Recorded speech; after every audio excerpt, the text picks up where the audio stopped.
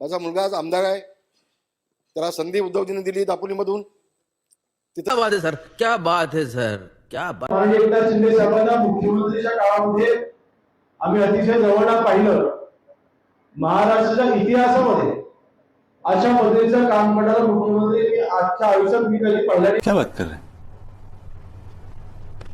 सामान्य उद्धवसाहेब ठाकरे ह्या महाराष्ट्र राज्याचे मुख्यमंत्री म्हणून काम करत असताना साहेब पहिल्यांदा मुख्यमंत्री झाले.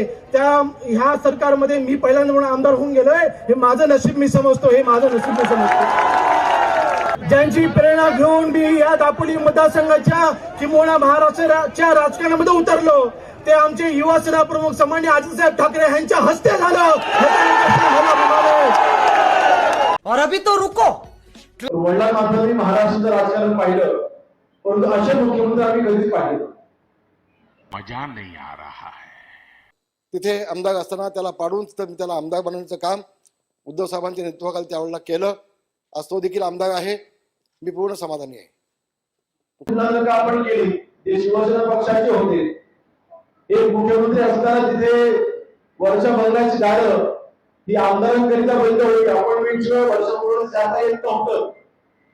रुको जरा, सबर करो. राजकारणामध्ये फक्त दोन गोष्टी महत्वाच्या असतात, एक जनतेचा आशीर्वाद आणि नेत्यांचा आशीर्वाद. माझ्याकडे दोन्ही आहे. उपस्थित आहोत ते छत्रपती शिवाजी महाराजांसाठी आणि आदित्यसाहेब ठाकरे यांच्यासाठी. आदित्य साहेबांकडे बघून मी राजकारणाकडे आलो. आज माझ्याकडे हा सुवर्णाक्षराने लिहिला गेला माझ्या आयुष्यामधला हा दिवस आहे. आम्ही शिवसैनिक कधीही विसरणार नाही. लोग रहते हैं यार यहाँ पर. चला तुमको